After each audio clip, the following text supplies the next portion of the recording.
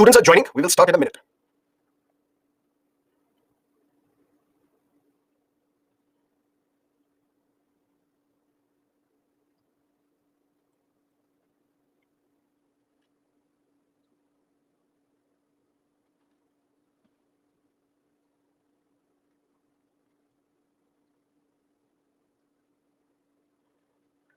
Hello, good morning, and welcome to Baiju's Exam Prep. Today is lecture 1 of Indian Polity. In 25 classes, maybe we would need an extra class. So in about 90 hours, we shall be completing the entire syllabus of Indian Polity, both from the prelims as well as the mains perspective. We will start slowly, and slowly. We will later pick up pace and complete the syllabus, because the idea is to make every single student understand the nuances of Indian Polity. You may not be exposed to Indian Polity at all during your graduation or even at school. So my job is to make this subject as simple as possible for you to understand. Clear? That's number one. Number two, throughout this class, you can ask questions. There are 5 subject matter experts, 5 polity experts along with me, who would be able to answer your questions in text format. But if you want me to answer your questions, then you'll have to wait. Wait in the sense, I will first complete a topic, let's say in about 1 hour or 1 hour 15 minutes. Then I will stop. I will start taking your questions. Then we will restart the lecture. But throughout the lecture, if at any point in time you have doubts, we have 5 subject matter experts who will resolve your doubts instantly. Clear? But there are also students who have enrolled with us for our live classroom program, and this may be your first class. So I will first give you a brief introduction of what this course offers you. Number one, this is the year-long timetable. As soon as you enroll, you are given a timetable, whether you have enrolled in the morning batch or the evening batch or the weekend batch. And you would know that you can attend morning, evening plus the weekend batch, all the 3 batches. But I would suggest stick to one batch and follow the lectures of that particular batch. For example, you have enrolled here, let's say polity. You have enrolled in these live lectures, although we have replaced polity with modern history. So you have enrolled now. First we will cover polity, then we will cover modern history and post-independent India, then geography, then economics, then environment, then ancient, then international relations. And once the prelims exam is over, then we will be discussing ethics, governance, social issues, social justice, because these are the subjects which are primarily relevant for your mains examination. So please do not worry. Even if you have joined late in this last batch, we will still be completing the entire syllabus for you. And at the same time, if you have enrolled in the evening batch also, the entire syllabus would be covered, but there are some mains-based topics which will be covered after the prelims exam is over. Similarly for the weekend batch as well. Long story short, this is lecture number 1 of Indian Polity. In 25 classes, in about 90 hours, we will complete the entire syllabus. We will start slowly and pick up pace over a period of time. Throughout this lecture, if you have doubts, get in touch with the subject matter experts and they will resolve your doubts. But if you want me to answer those questions, then please type your questions when I'm asking you to ask me questions, which is after we complete a particular topic, which may be 1 hour 15 minutes. Clear? Now we need to understand, what is this Indian Polity? Indian Polity is considered to be one of the most important subjects for the civil services examination. And the reason is because I teach the subject. But that's not the reason. The reason is, look at the sheer amount of marks that are allocated to this subject. This subject, Indian Polity, is relevant for prelims, relevant for mains, relevant for essay, relevant for the personality test as well, relevant for all the stages of the civil services examination. Look at the data, historical data, right from 2011 till 2023. Sometimes 14, sometimes 15, sometimes 22, sometimes 18 questions have been asked from Indian Polity. Let's say 20 questions are asked from Indian Polity in your prelims. 20 into 2, 40 marks. And we know that currently the cutoff sometimes ranges 81, 89, 95. If out of 95 marks, 40 marks you can obtain from Indian Polity, which means you are one step closer to the mains examination. So why Indian Polity is one of the most, not the top subject, but one of the most important subjects, is because of its relevance in the prelims examination. Not just prelims, look at the mains examination. If you look at GS paper 2, it talks about polity, governance, it talks about social justice, it talks about international relations.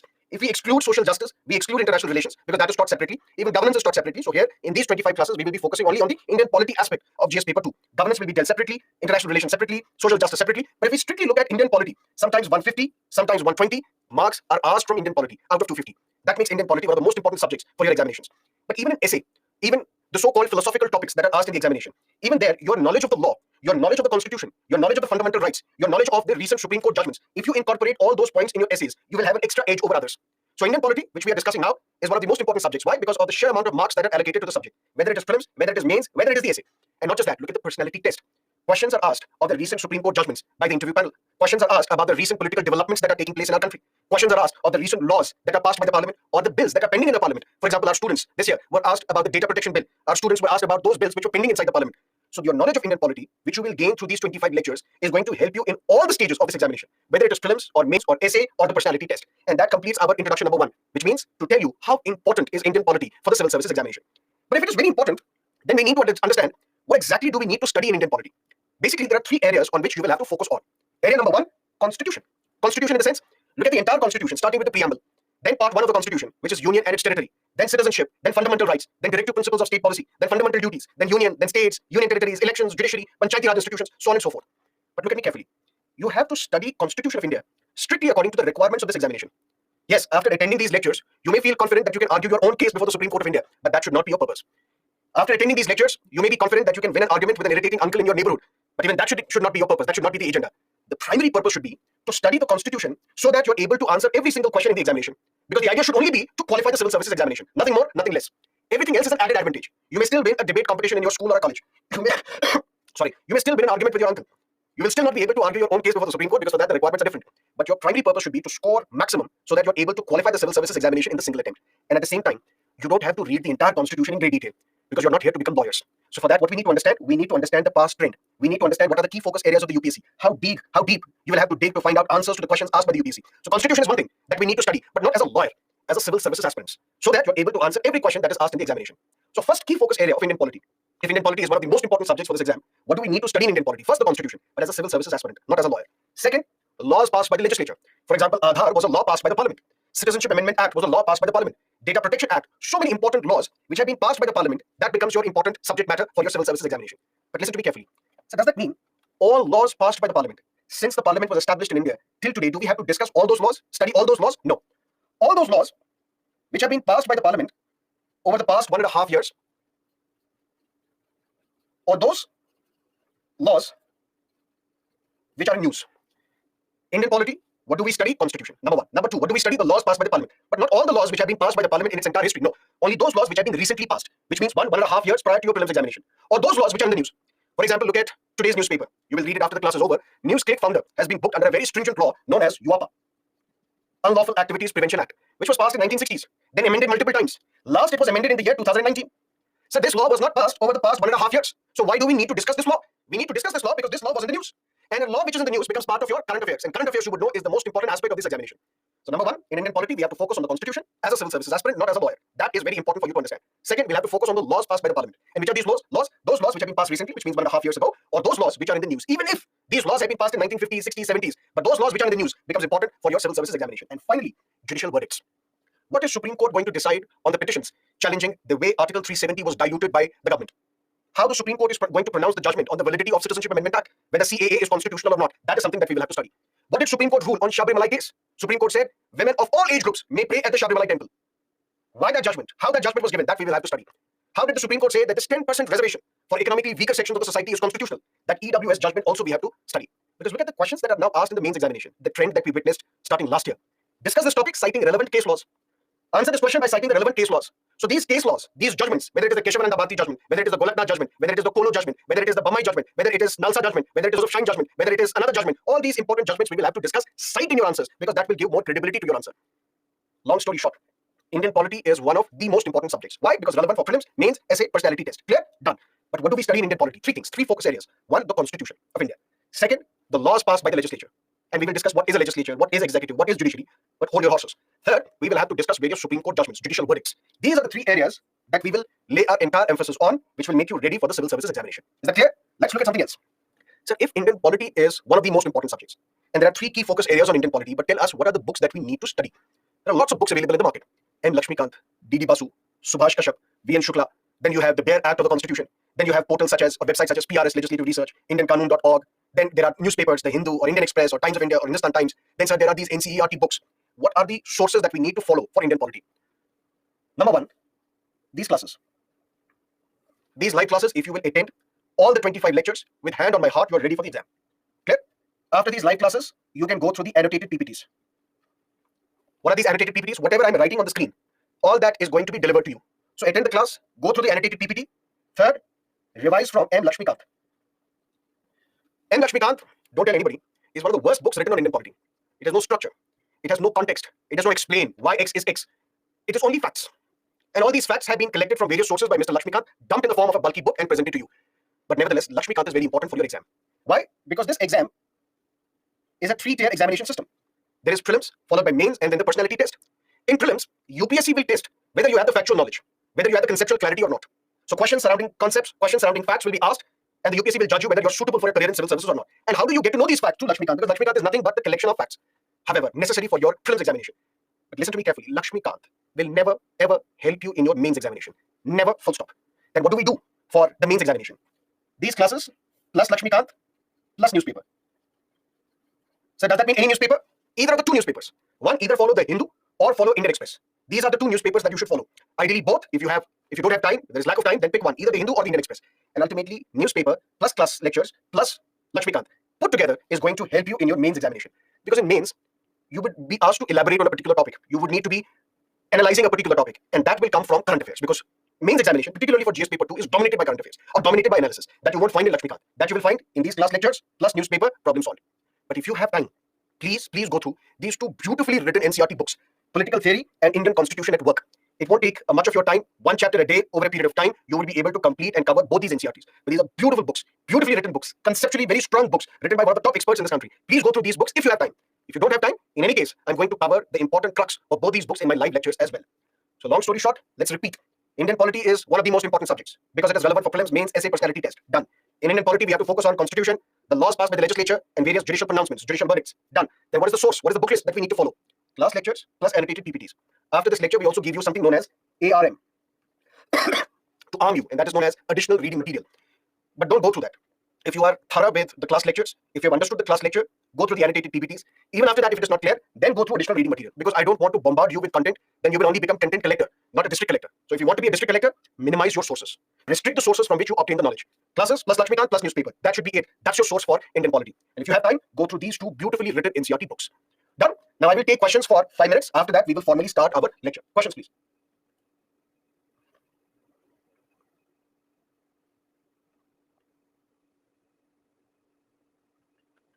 Duration of each class is 3.5 hours.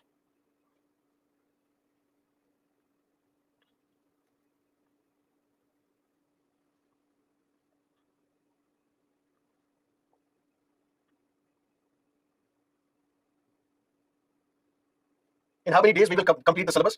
We'll be completing the syllabus by, I think, the 7th of November, because the classes are conducted every Monday to Friday. Take a look at 25 classes, and that's the day when the syllabus will be complete.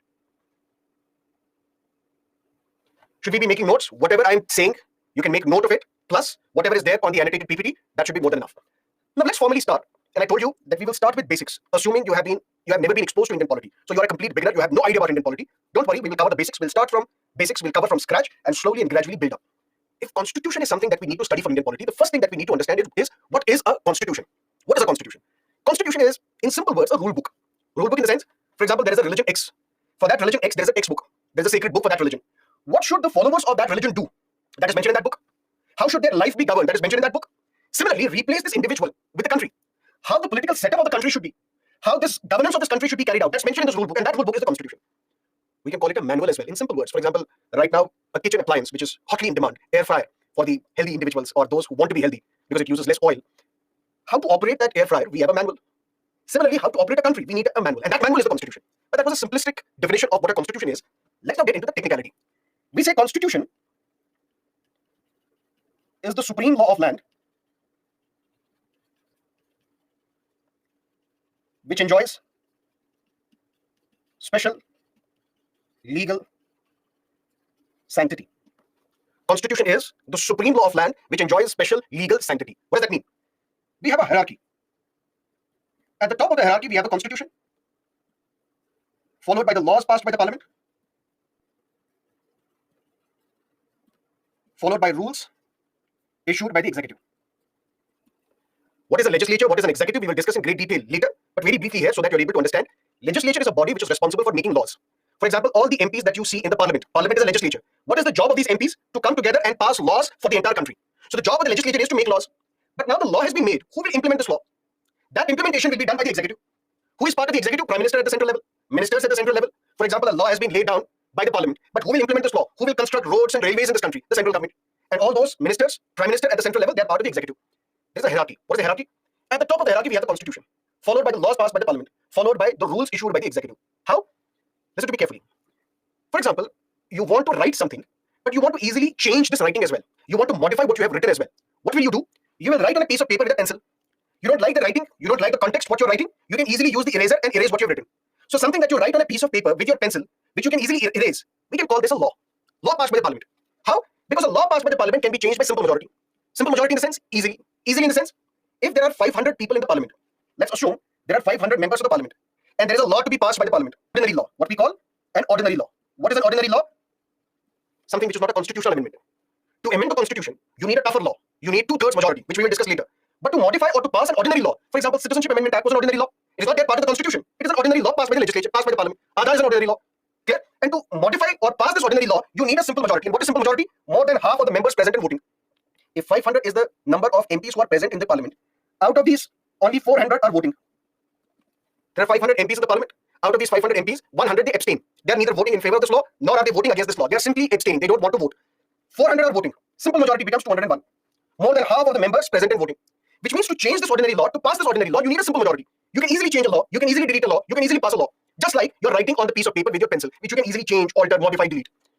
But something which is there in the Constitution, it becomes difficult to change. It's like you are writing something on a board with a permanent marker.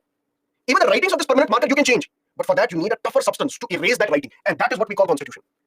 That is why only those things should be mentioned in the Constitution where you have the idea that this is something that should continue for another century. For example, fundamental rights, directive principles of state policy, the role and the powers of the president, which we want to continue for a long time, as long as we have the Union of India, as long as we have the idea of India. For those, we mention it in the Constitution. So if at all we need to create a hierarchy, for example, in organizations, we have the chief executive officer, then we have the chief operating officers, then we have the presidents, then we have the vice presidents, then we have the assistant vice presidents, go down to the lower level. There's a hierarchy. For the laws, do we have a hierarchy? Yes. At the top of the hierarchy is the Constitution. Just below the Constitution are the laws passed by the legislature. And just below those laws are the rules issued by the executive. What are these rules? Let me make it simple. Citizenship Amendment Act was passed in the year 2019. What was that Citizenship Amendment Act? That now those migrants, which we will discuss in great detail in citizenship chapter, but very briefly here so that you understand. Citizenship Amendment Act was passed in 2019.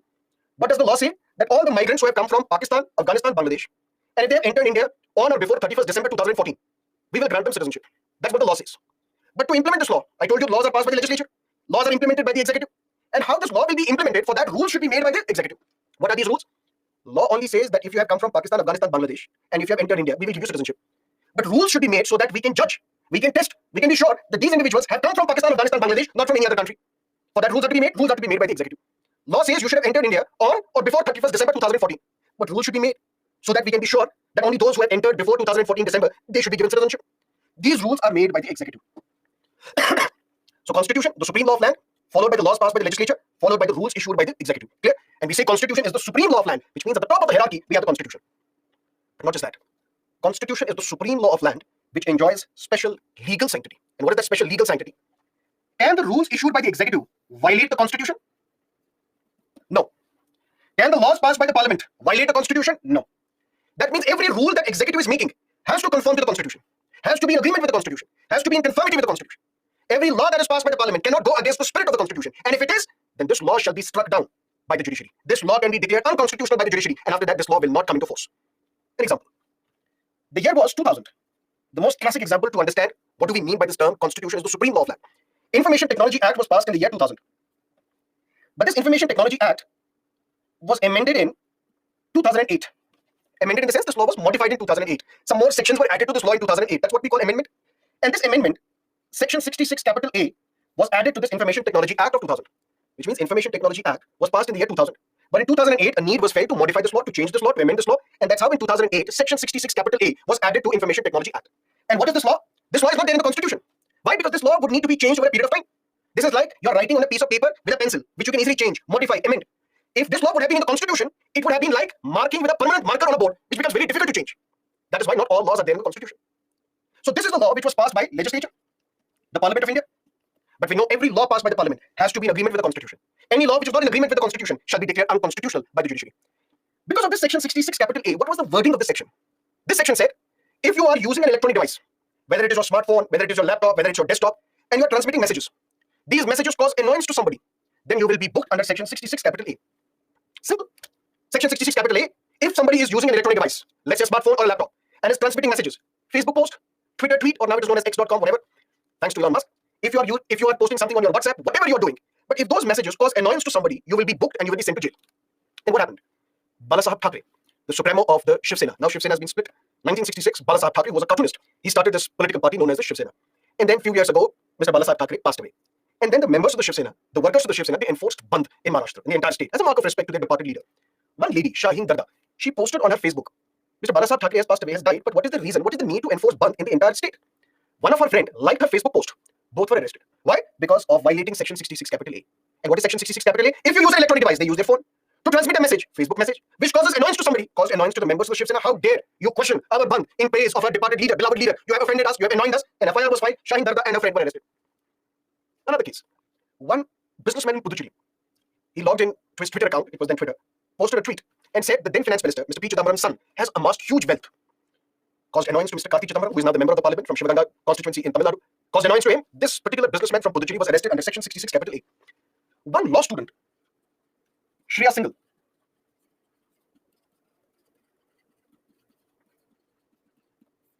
She approached the Supreme Court.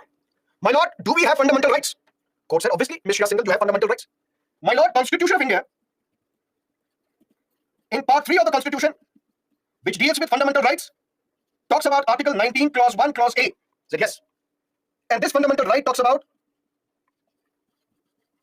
freedom of speech and expression.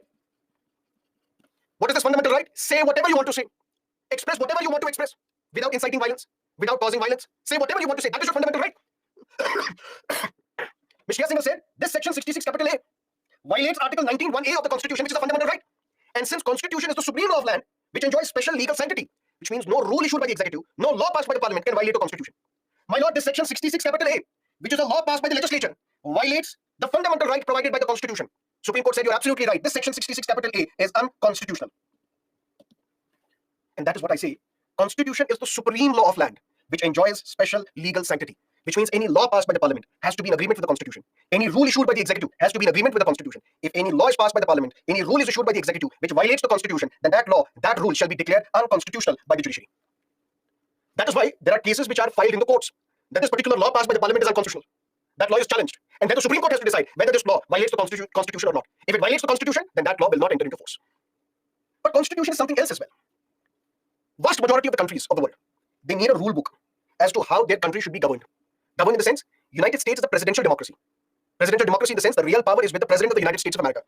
But India is a parliamentary democracy, where the real power is with the Prime Minister. We have a president as well, but the real power is with the Prime Minister. How should a particular country's polity be governed? What should be the role of the President? What should be the role of the Prime Minister? What should be the role of the judiciary? What should be the role of the Election Commission? For example, 2024 elections will be conducted by the Election Commission of India. Does that mean 2029 elections will be conducted by BYJU'S? Or 2034 elections will be conducted by some other institution, for example, the CAG or UPSC? No, there will be one body, Election Commission of India, whose job is to conduct elections, all elections in India, whether parliamentary elections or legislative assembly elections. So there has to be some rule book which will govern this country. What should be the job of the legislature? What should be the job of the executive? What should be the job of the judiciary? What should be their areas of influence? All that is mentioned in this Constitution. Fundamental principles on which the country's governance is based on. That is mentioned in the Constitution. But Constitution not only talks about the form of government that we will have. It doesn't only talk about what are the roles and responsibilities of each organ of the state. Legislature, executive, judiciary, these are the three organs of the state. Constitution also talks about the rights that you and me as citizens enjoy, which nobody can snatch from us. You and me have the right to life. You and me have the right to equality. You and me have the right against discrimination. You and me have the right to freedom of speech and expression. All these rights are mentioned in the Constitution. That is another job of the Constitution. And all these things cannot be unilaterally changed by an ordinary legislative act. And what is this ordinary legislative act? Something I told you, an ordinary law. Ordinary law in the sense, something that you write on a piece of paper with pencil, which you can easily change, modify, amend. But Constitution is something which cannot be changed by simple majority. Constitution can be changed by a special majority, which means you need the majority of 2/3 members of the parliament. If there is something, let's say for example, there are 1,000 students in the class, for example. Sir, we need a break. For example, you're telling me, sir, we need a break. It is too much to process right now. Give us a break. I'll say, let's go by the majority. If 501 students say, give us the break, I'll say, okay, I'll give the break because that's the majority. What is majority? Half. 1,000 is the student count. 501 say, give us the break, I have to give the break. But if I want taking breaks slightly difficult, I will say, I will not follow the simple majority, I will follow special majority. Which means 751 students, if they say give us the break, only then I will give you a break. And that is slightly difficult to obtain. Because then 2/3 of the students should say, sir, please give us the break. That's the same case with the Constitution. If Constitution is to be changed, all those who are present in the parliament, 2/3 members will have to say, yes, we want to change the Constitution. If you don't get 2/3 majority in the parliament, you cannot touch the Constitution, you cannot change the Constitution. And that is why we say, this is a higher law. What is a higher law? This Constitution. Which talks about what is the role of the three organs of the state, legislature, executive, judiciary. Which talks about the fundamental rights that are available to the citizens. This law is placed at a higher law, which cannot be changed through an ordinary legislative process. And this higher law is the Constitution. So long story short, what is a constitution? We say the vast majority of contemporary constitutions describe the basic principles of the state. Basic principle of the state. Are we an Islamic state or a secular state? Are we a Hindu Rashtra or a secular state? That's mentioned in the Constitution. Preamble. We, the people of India, having solemnly resolved to constitute India into a sovereign, socialist, secular, democratic republic. All these are the basic principles defined in the Constitution. Structures that we need to follow, whether a parliamentary democracy or a presidential democracy. Processes of government. What should be the role of the president? What should be the role of the prime minister? The fundamental rights of the citizens. Where are these mentioned in the Constitution? All these things are mentioned in the Constitution. And this Constitution is placed at a higher level. It is a higher law. That's why I say Constitution is the supreme law of land. And the supreme law cannot be changed, cannot be unilaterally altered, modified, amended through an ordinary process. For that, you need a difficult process, which means 2/3 majority. And this higher law is the Constitution. That is what a Constitution is. Any questions as of now?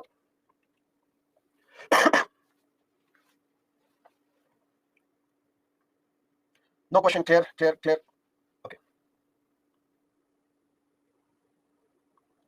Great.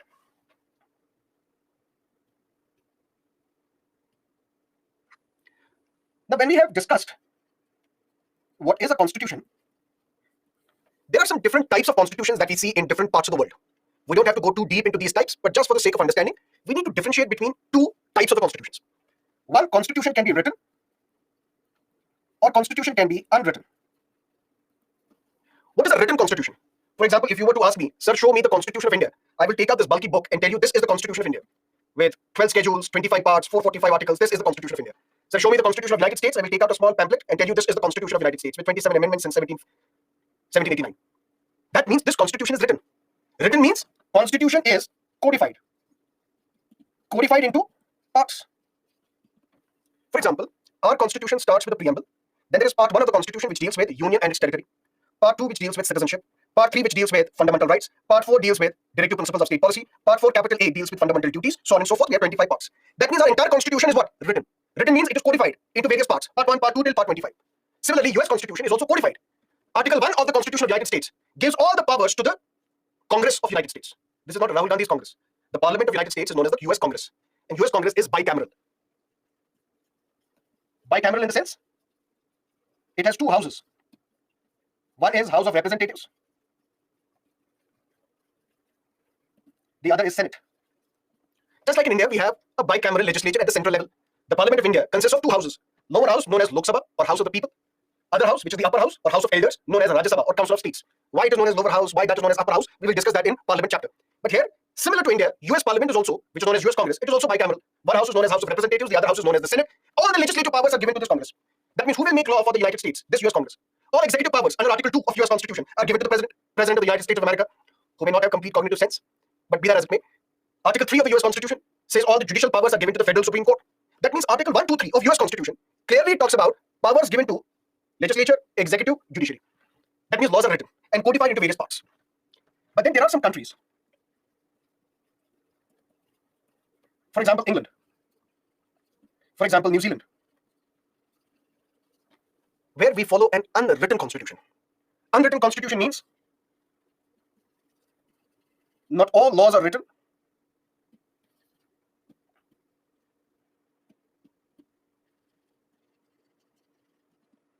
Conventions play a very important role.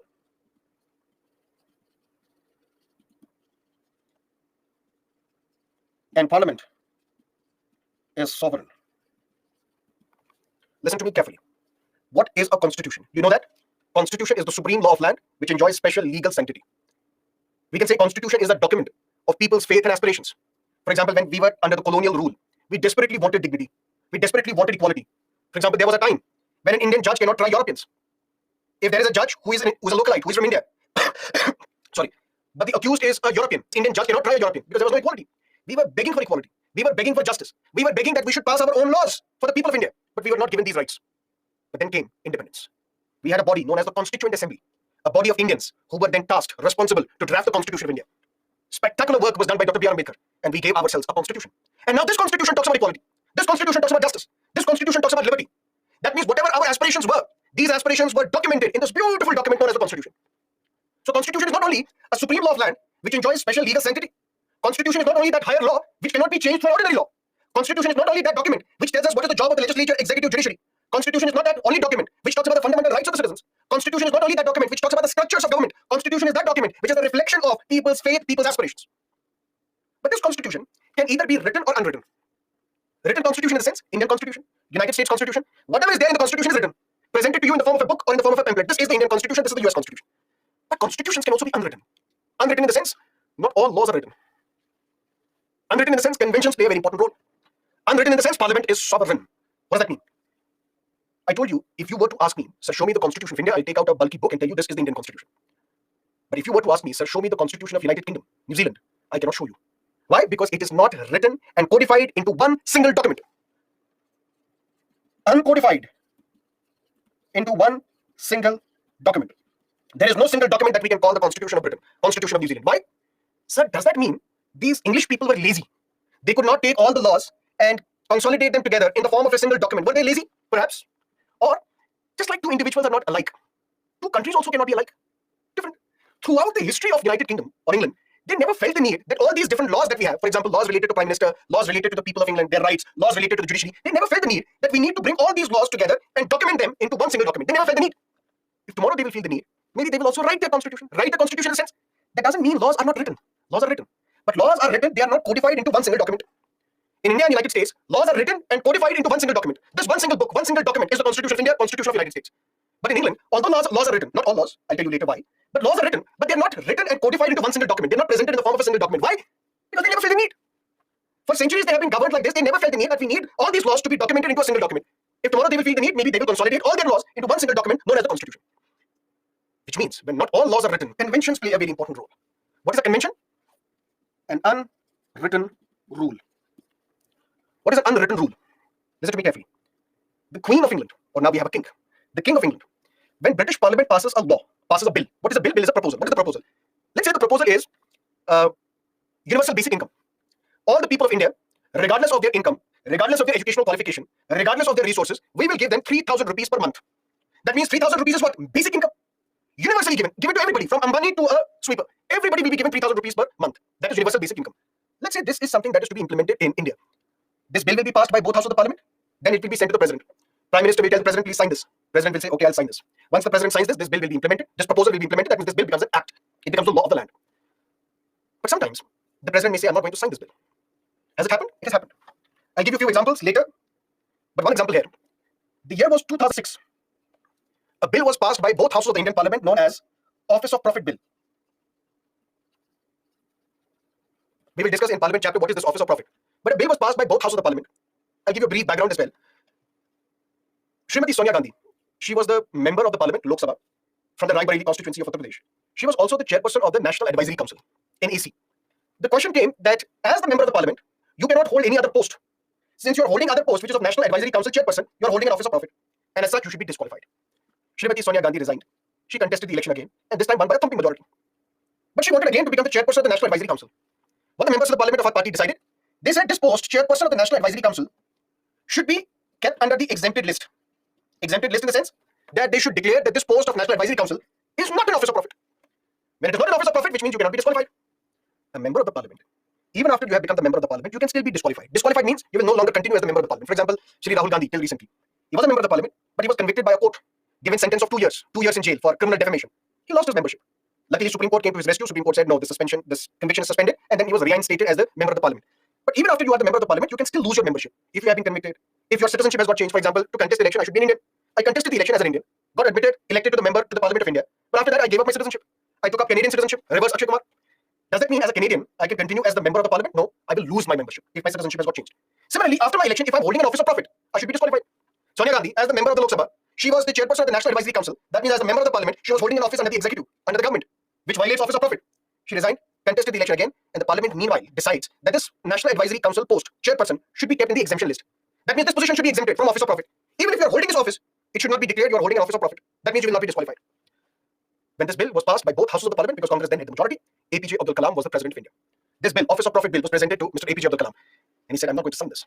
He sent the bill back to the Parliament. Please reconsider this bill. The very next day, Indian Express said, this is UPA government's oops movement. They passed, Parliament passed, both houses of the Parliament passed this bill, sent to the President. President refused to sign this, saying, please reconsider this bill, sent the bill back for Parliament to reconsider. And Indian Express said, this is the Congress government's oops movement. Oops, the President has sent the bill back. That is mentioned in the Constitution because President can give his signature on the bill, may say, I'm not going to sign this bill, may send the bill back for reconsideration, saying, please reconsider this bill. This is mentioned where? In the Constitution. But in England, there is a convention. And what is that convention? Unwritten rule. A rule that they follow, but which is not mentioned anywhere. And what is that rule? The king has to sign the bill passed by the Parliament of Britain. When the Parliament of Britain passes any bill, it is sent to the king or the queen, as it may be. They have no other option but to sign that bill. Is it mentioned anywhere? No. Is it mentioned in any law? No. Where is it mentioned? It is unwritten rule. And that unwritten rule is the convention. Not just this. In India, Lok Sabha can be dissolved. Who can dissolve Lok Sabha? President of India. But how? On the advice of the Prime Minister. For example, 1971, after the India-Pakistan war, which led to the emergence of Bangladesh as an independent country, Srimati Indira Gandhi was the Prime Minister. She said, now the public mood is in my favor. I lost a few elections previously, but now the public mood is in my favor. Because I have divided Pakistan, split Pakistan, and led to the creation of an independent country. Previously, she was known as Gungi Gudiya. Because when Pandit Nehru passed away, then Lal Bahadur Shastri became the Prime Minister. After the unfortunate death of Lal Bahadur Shastri at Tashkent, then the debate was who will become the Prime Minister. Morarji Desai said, I should become the Prime Minister because I'm the senior most member of the Parliament or of the Congress party. Some members of the Congress said, no, Srimati Indira Gandhi should become the Prime Minister. Morarji Desai and some other members said, how can Indira Gandhi become the Prime Minister? She's Gungi Gudiya. She can't speak. She's like a doll who can't speak. But then this Gungi Gudiya became Durga in 1971, which is membered Pakistan, split Pakistan, which led to the emergence of Bangladesh. And then she asked the president, dissolve Lok Sabha. dissolve Lok Sabha so that we can have fresh elections. And when we will have fresh elections, public mood is in my favor. I will get more members of my party elected to Lok Sabha. But this is mentioned in the Constitution. On the advice of the Prime Minister, the President can dissolve the Lok Sabha. Is it mentioned in the UK Constitution? Is it mentioned in any law in United Kingdom that the King can dissolve the lower house of British Parliament, which is known as the House of Commons? No. But the King can dissolve the lower house of British Parliament only on the advice of the Prime Minister. This is not mentioned anywhere. This is an unwritten rule. This is a convention. So in a written constitution, whatever is there in the constitution, follow that. That is the constitution. But in an unwritten constitution, there are some unwritten rules known as conventions, which are treated as if they are part of the constitution. And this, in an unwritten constitution, Parliament is sovereign. Parliament is sovereign in the sense, listen to me carefully. Here is Indian Parliament. And here it is the British Parliament. What do we mean by sovereignty?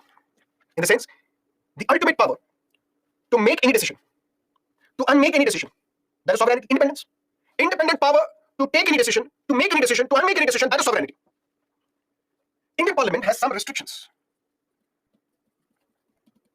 What are the restrictions? Can you tell me what are the restrictions on Indian Parliament? Indian Parliament can make laws. British Parliament can also make laws. But in Indian case, Indian Parliament has got some restrictions. What are these restrictions? Constitution is a restriction. How Constitution? Parliament of India pass any law, but it has to be in agreement with the Constitution. Pass any law, but it should not violate fundamental rights. So there is a restriction. So can we say Indian Parliament is sovereign? No.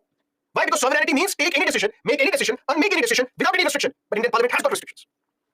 Not just that, there is something known as Doctrine of Basic Structure. What is basic structure doctrine? Innovated by the Supreme Court in a landmark Keshavananda Bharti case. Keshavananda Bharti case, which we will discuss later when we will discuss amendment of the Constitution and the Doctrine of Basic Structure. But very briefly here, the original Constitution, when it was written in 1950, it did not place any restriction on the Parliament.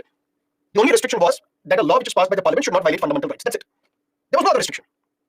When there was no other restriction, various changes were made by the Parliament and ultimately matter went to the court.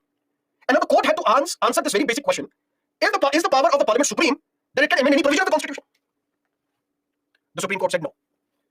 Parliament has the power to amend any provision of the Constitution, but it does not have the power to alter the basic structure. For example, this is a building. Clear? This is a building. Can we change this screen on which I'm writing? Yes, we can.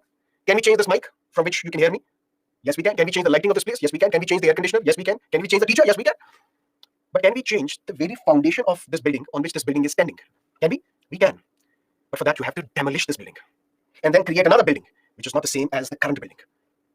Similarly, there are some things in the Constitution which you can change. But there are some building blocks on which this Constitution rests. Those you cannot alter. For example, parliamentary democracy is part of the basic structure.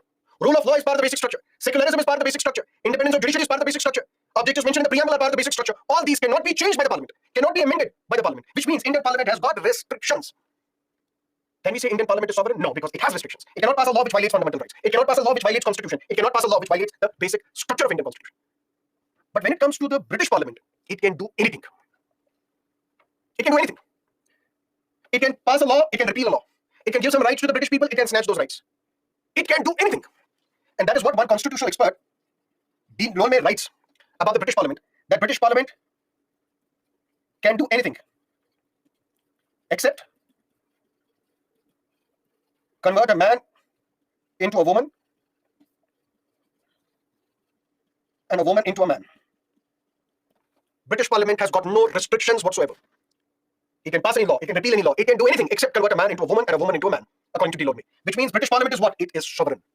Which means the Parliament, the legislature of a country, where the Constitution is unwritten, there the Parliament is sovereign. In India, Parliament is not sovereign. What is sovereign? Constitution is sovereign.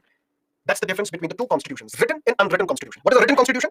Laws are written, codified into one single document. For example, India, for example, United States. But in an unwritten constitution, not all laws are written, because there are some unwritten rules as well, known as conventions. And in an unwritten constitution, the Parliament is sovereign. It can do anything, in the words of Delorme, except convert a man into a woman and a woman into a man. Clear? But there is one important category of constitutions that we have to discuss. Whether a constitution is unitary or whether a constitution is federal. You may be hearing these stories about chief ministers of opposition ruled states saying that federalism is violated by the central government. The BJP's government is anti-federalism. What is unitary? What is federal? That is something that we will have to study now.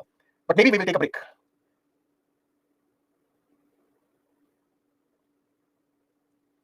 Yes, no?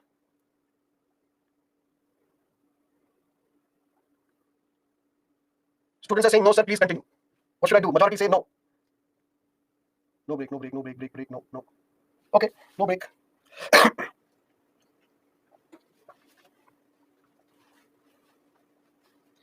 By special majority, students have refused a break.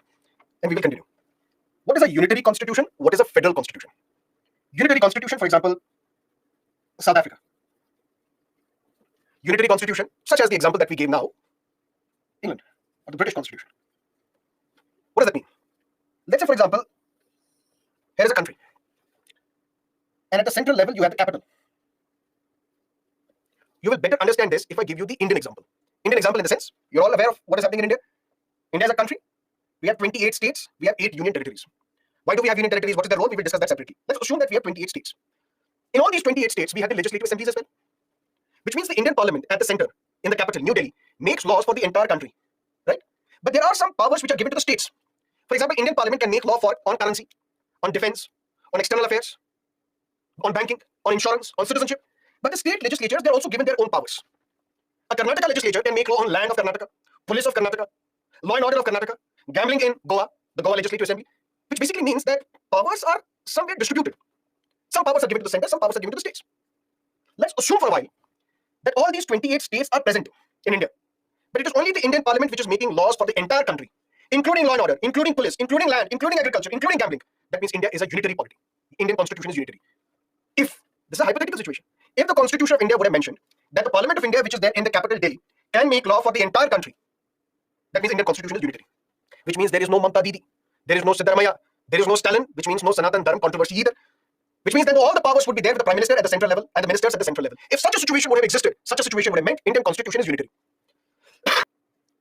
But maybe states are present. Maybe Karnataka is there, Goa is there, Madhya Pradesh is there, Chhattisgarh is there, all these states are present and they can make laws as well. But those are only delegation, not distribution. What is the difference between delegation and distribution? For example, it is my job to come to the studio, to turn on the lights, turn on the camera, turn on the app, turn on this device on which I'm writing. It is my job. But would it be possible for me to do all these things on a daily basis for the entire 25 days of our classes? Maybe not. So I will get somebody. You take care of the camera and the AC. Somebody else, please come. You take care of the screen, this screen on which I'm writing, the stylus through which I write. Another person, come here. You take care of my food. Ensure that I have continuous supply of water, and after the class is over, I have a sumptuous breakfast as well. So what am I doing? I'm delegating the powers, delegating the responsibility. This is your responsibility, this is your responsibility, this is your responsibility. But at any point in time, I can snatch these responsibilities. I say, I don't need these 3 people at all. I will take care of everything. This is known as delegation. Delegation in the sense, maybe the central government at the capital in Delhi, maybe Delhi would set up Karnataka, Chhattisgarh, Tamil Nadu, Karnataka. You make laws on law and order, on land, on agriculture, on police. This is your responsibility. The real power is with me, but I'm just delegating these powers to you. Some of my powers I'm giving to you, but at any point in time, I can snatch these powers, or I can give these powers to someone else. This is known as delegation of powers. In a unitary constitution, powers are delegated, not distributed. Delegated in the sense that the ultimate power is with the center. All powers are with the center. Whether legislative powers, whether administrative powers, whether executive powers, every single power is with the center. That doesn't mean there are no local governments. That doesn't mean there are no states. There may be states. But the states are established or dissolved basis the discretion of the capital. At any point in time, these states can be created, states can be abolished. Who has that power? This capital. And such a constitution, which allows this, is known as a unitary constitution. England is an example of a unitary constitution. South Africa is an example of a unitary constitution. Now somebody would come up and say, but sir, in South Africa, there are 3 capitals. Which capital has the most power? Doesn't matter whether there are 3 capitals or not. Whether there is a legislative capital somewhere, where the parliament is, where the secretariat is somewhere else, where judiciary is somewhere else. But these are all under center. Center has all the powers, not the states. Such a constitution which allows this is known as a unitary constitution. Long story short, what is a unitary constitution? A unitary constitution is one where all powers are concentrated in one strong center, the capital. And all these powers may be delegated. And delegation is done for administrative convenience.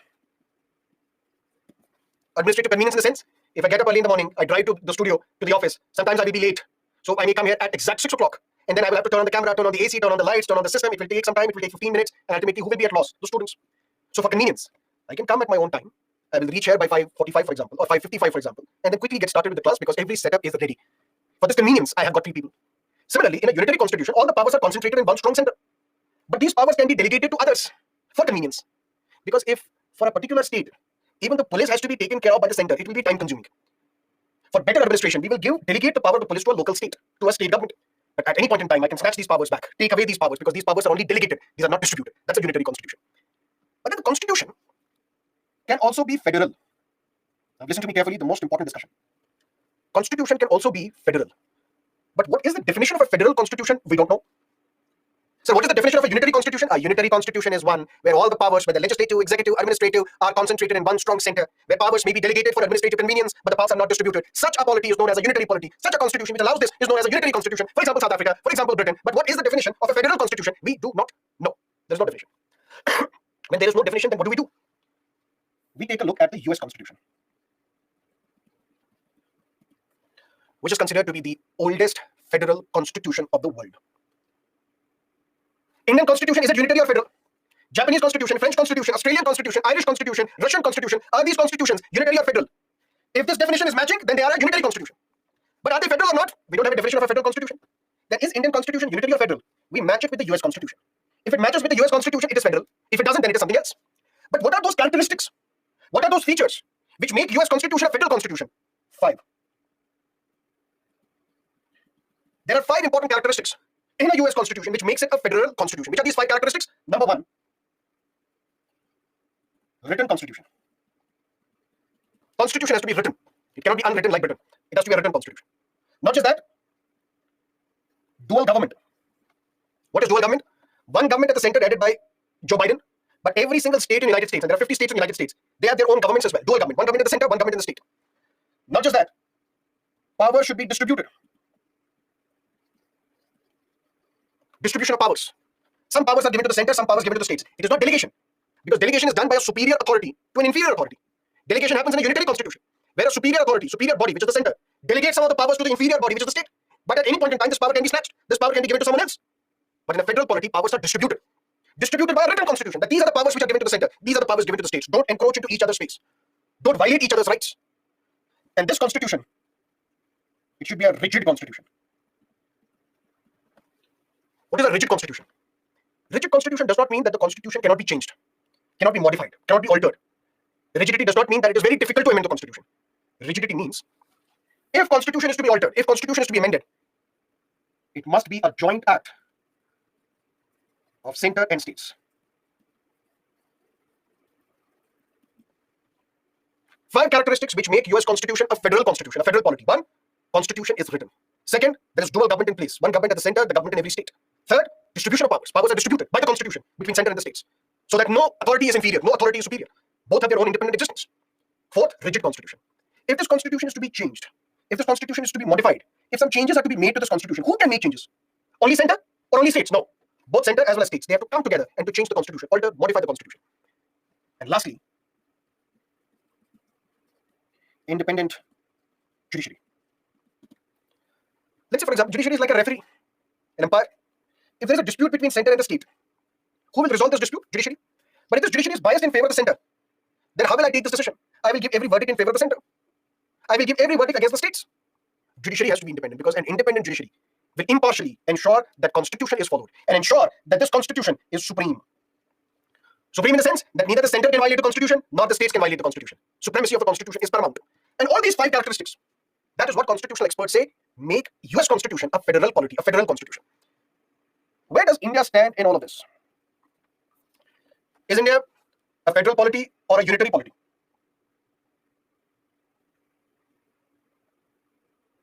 Mix, both, mix, unitary, federal, unitary, mix, quasi.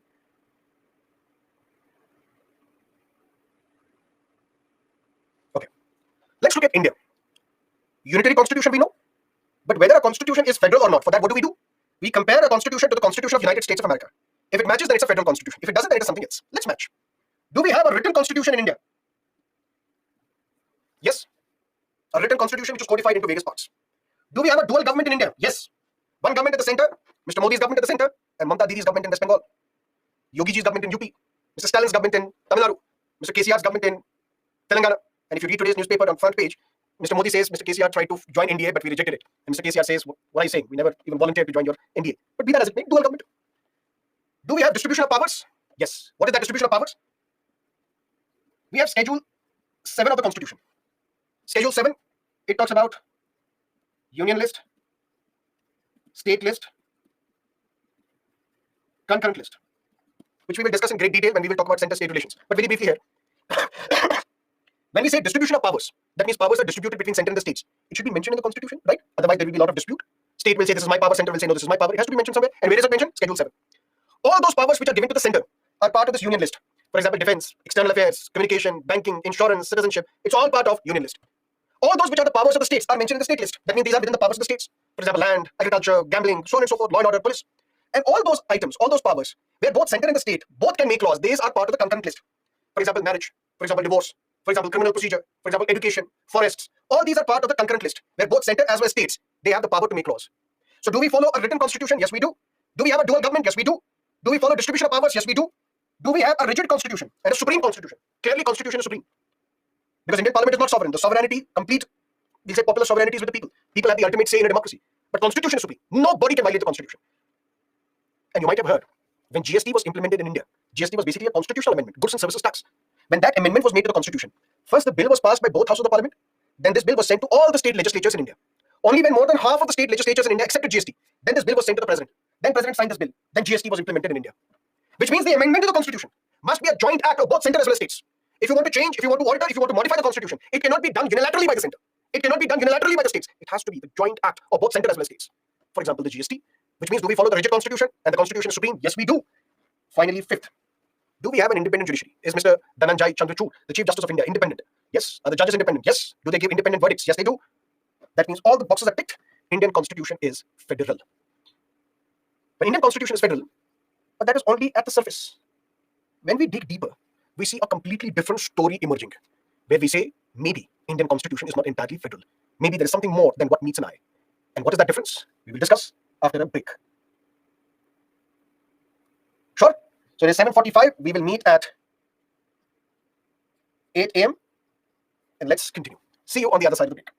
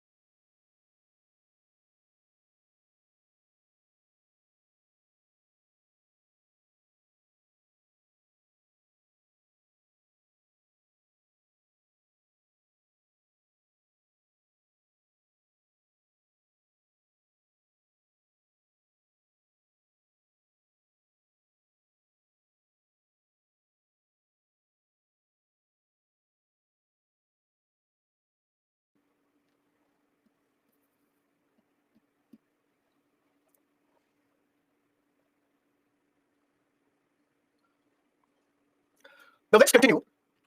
Is Indian Constitution federal or unitary? For that, what we need to do, compare the Indian Constitution with the Constitution of the United States of America. If it matches, then it's a federal constitution. If it doesn't, then it is something else. What are the 5 characteristics which make US Constitution a federal constitution? 5, written constitution, dual government, distribution of powers, rigidity and the supremacy of the constitution, and the independent judiciary. All these 5 characteristics are satisfied by the Indian Constitution as well, which means we can say Indian Constitution is federal. But as we dig deeper, we see something else. And what is that something else? Do we have a written constitution? Yes. But was there an election to the Constituent Assembly from the states if they got elected to the Constituent Assembly? No. In the sense, all these members of the Constituent Assembly who were responsible to draft the Constitution of India, was there an election to get these individuals elected to Constituent Assembly? No, there was no election. These were nominated members, which means were the states consulted when they drafted the Constitution? No. Or to put it simply, in United States, center has its own constitution. Every state has its own constitution as well. In India, there's a single constitution for the entire country, which means this written constitution, yes, Indian Constitution is written, but it is one constitution for the entire country. States do not have the power, the right to have its own constitution, unlike United States. That means condition number 1, characteristic number 1 is not fully followed. Because in US, states have their own constitution. The center has its own constitution. There are 2 constitutions, double constitution, which is not the case in India. Okay, but do we have a dual government? Yes, one government at the center, the government in every state as well. But at any point in time, Article 356 can be imposed. What is Article 356? We will discuss in emergency provisions. It deals with President's rule. And what is President's rule? Mamata Didi's government can be dismissed. The center can take control of West Bengal, where the President will administer West Bengal. At any point in time, Uttar Pradesh government can be dismissed. Tamil Nadu government can be dismissed. Karnataka government can be dismissed. That means although we have dual government, but there may exist a situation where the central government can dismiss a state government and take charge of that state, take charge of the administration of that state. So do we follow dual government? Maybe not entirely. But at least we have distribution of powers, where powers are distributed between center and the state list, union list, concurrent list. But Constitution says, state legislature can make laws on any item which is there in the state list, but that too in normal circumstances. In normal circumstances, the state legislature of West Bengal, Karnataka, Tamil Nadu can make laws on any item mentioned in the state list, but only in normal circumstances, which are the abnormal circumstances. And in those abnormal circumstances, Parliament will make law for that state. For example, when there is national emergency. For example, when there is President's rule. For example, when there is financial emergency, the center becomes more powerful and legislates on these state subjects. So do we have a written constitution? Yes as well as no. Yes, because we have a written constitution. No, in the sense, states do not have their own constitution. Do we follow dual government? Yes as well as no. Yes, because there is government at the center, there is government in the states as well. But at any point in time, the center can dismiss a state government, impose President's rule, and take over the control and charge of that state. Do we have distribution of powers? Yes, in normal circumstances. In abnormal circumstances, the center makes laws for that state as well, even if it says state list. But do we have a rigid constitution? Perhaps no. 95% of the constitution can be changed only by the center. Parliament can come together and amend the constitution. Parliament can add a schedule to the constitution, delete a schedule from the constitution, add a part to the constitution, delete a part from the constitution, add a fundamental right, delete a fundamental right. It is only when there are some so-called federal features. If these federal features need to be amended, consent of states is mandatory. And we will discuss in amendment chapter what are these federal features. When you change, you need the permission of the states as well. For example, if you change the manner in which the president is elected, if you change any of the lists mentioned in the 7th schedule, if you change the powers of the High Court or the Supreme Court, in these circumstances, you need the permission of the states as well. But in all other instances, 95% of the constitution can be changed unilaterally by the center, which means the Parliament of India, which means this definition of a rigid constitution, where we say if constitution is to be amended, it must be the joint act of both center and the states. It does not apply in all cases. It applies only in few circumstances. But at least we have an independent judiciary. If we have an independent judiciary, how do we ensure that judiciary is independent? And what do we mean by independent judiciary? When the judiciary decides a particular case, it goes by the facts of that case. It goes by the merits of that case. And judiciary will not be biased in favor of the center, will not be biased against the states. Judiciary will impartially, independently decide a case, regardless who the petitioner is. But who appoints the Chief Justice of India? President. Who appoints the judges of the Supreme Court? President. Who appoints the Chief Justice of a High Court? President. Who appoints the judges of a High Court? President. And when appointing authority is the President, who can remove the Chief Justice of India? President. Who can remove the judge of a Supreme Court? President. Who can remove the judge of a High Court? President, based on the resolution passed by the Parliament. States are not consulted at all. State legislature is not consulted at all. When the judges are appointed, when the judges are removed, this is entirely done by the center. So if appointing authority is the center, if the removing authority is the center, don't you think that the judges will be biased in favor of the center? Then how can we ensure independence of the judiciary? Constitution can be either unitary or constitution can be federal. We say in a unitary constitution, all the powers are concentrated in one strong center. There is delegation of powers, but there is no distribution of powers. And in a unitary constitution, we say the center has all the powers. But what is a federal constitution? We don't know. For that, we have to match the constitution with the Constitution of the United States, which is the oldest federal constitution of the world. If it matches US constitution, it is federal. If it doesn't, then it is something else. Indian constitution, we say prima facie, at the face of it, is a federal constitution. Why? Because all the 5 characteristics of US constitution are followed in India. But as we dig deeper, we see all these 5 characteristics are not followed in toto. There is some deviation. States cannot have their own constitution. So that is where we differ with the US Constitution. There is dual government, but at any point in time, president's rule can be imposed. There is distribution of powers, but that is only in normal circumstances. In abnormal circumstances, the center can make laws for that state. There is rigidity of the Constitution, where both center and states, they come together to amend the Constitution, but that is only in 5% of the cases of the Constitution. The bulk of the Constitution can be changed unilaterally by the center without any recourse to the states. But at least independent judiciary we have. But how can we ensure independent judiciary? If I appoint you, I have the power to remove you as well, which means you will be biased in my favor. The states have no role, no power in appointing the judges, in removing the judges, which means we don't follow independent judiciary as well. That is why some experts say Indian Constitution is quasi-federal. It is not completely federal. It has some federal features, but it has some unitary features as well. Some constitutional experts say India is a federal polity with strong unitary bias. Or India is a unitary polity with some federal features. What does that mean? Indian Constitution is unique, just like India. In normal circumstances, Indian Constitution is federal. But imagine a situation. Sometimes we have to prioritize as well. Prioritize in the sense, you are preparing for the civil services examination. Right now, your priority should be to complete the syllabus. Parties can wait. Cricket World Cup 2023 can wait. Asian Games can wait. Your other commitments can wait. But first, we need to prioritize. We need to clear the civil services examination. Imagine a situation where the country is under threat. For example, there is a two-faced war on India. Two-front war. One from China, the other from Pakistan. Pakistan has also attacked us. China has also attacked us. That means there is a threat to the unity and integrity of India. There is a threat to the sovereignty of India. Some parts of our territories can be snatched by China. Some parts of our territory can be snatched by Pakistan. In this situation, what should be our priority? To keep the country united. And during that time, we will say that states, you please take a step back. We will ensure the security of that state. Army will be called in and army will manage the security of that state, not the police. Center will take the ultimate control. Because who has the nuclear weapons? Who can use the nuclear weapons? Center. Who has the responsibility to ensure that the entire country is united? Center. That means in times of war, in times when there is external aggression, the ultimate power should be given to the center because center is the army, center is the air force, center is the navy, center is the coast guard, center is the nuclear weapons. Let them deal with the situation right now. Once the situation becomes normal, again, we will go back to a federal polity. That means during abnormal circumstances, our country, our constitution, our polity becomes unitary. Center assumes all the powers. Which means the constitution makers, they were absolutely clear about one thing, that our constitution is federal, but in normal circumstances. When everything is right, everything is going on smoothly, our constitution is federal. It's not that every day Mamata Banerjee would be dismissed, or Mr. Yogi would be dismissed, or Mr. Stalin would be dismissed. But if there is a state where constitution is being violated, if there is a state where the governance is not being carried out properly, that state government can be dismissed, central government can come into the picture, but once the situation normalizes, we will have fresh elections in that state. Once the war is over, we will go back to a federal polity. Once the external aggression is over, we will go back to a federal polity. So Indian constitution is like an amphibian. Amphibian, an animal who can survive in both water as well as on land. Similarly, Indian constitution is amphibian. It is sometimes federal. When everything is right, it then becomes unitary when there is something wrong in India. And that is why we say a constitution, which has features of a federal polity as well, features of a unitary polity as well. Such a constitution is quasi-federal. It has a mix, a beautiful mix of both federal as well as unitary constitution. So the best phrase that we can use to define Indian constitution is that Indian constitution is quasi-federal. So what have we studied as of now? Introduction. Indian polity is one of the most important subjects because it is relevant for all the stages of the examination, prelims, mains, in mains essay, and the personality test. What do we study in Indian polity? Constitution, the laws passed by the legislature, and the judicial verdicts. Those judicial verdicts which are in the news over the past 1.5 years. And what do we study? What should be the source that we should follow for Indian polity? These live classes, plus Lakshmikant, plus current affairs, which means a newspaper. All these three put together, you should be done with Indian polity. But if constitution is something that we have to study, first we need to understand what is the constitution. Constitution is the supreme law of land, which enjoys special legal sanctity. And constitution can be of various types. It can be a written constitution, it can be an unwritten constitution, it can be a unitary constitution, it can be a federal constitution. And Indian constitution is quasi-federal because it's a beautiful mix of unitary as well as federal features.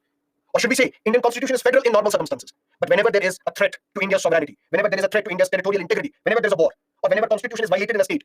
For example, if Manipur would have been governed by an opposition political party, if BJP was not in power in Manipur, by now you would have seen that this Manipur government would have been dismissed by the center. President's rule would have been imposed in Manipur. So that let the situation stabilize. And once the situation stabilizes, then we will have fresh elections in Manipur and democracy will be restored in Manipur. Till then, it should be under the control of the center because you would know what is happening in Manipur. Clashes between two set of tribes, between the Metis, which are dominant tribes, although they're not a tribe, but then something, Metis and the Kukis or Zos and other tribes in Manipur. So there's a lot of conflict there. If it was governed by an opposition political party, by now it would have been dismissed. That means in normal circumstances, our constitution is federal. In abnormal circumstances, the constitution changes and becomes unitary. And that is only for time period. Once the war is over, once the disturbances are over, then we will again go back to a federal polity. So Indian constitution, the best phrase that we can use to define it is a quasi-federal polity. Clear?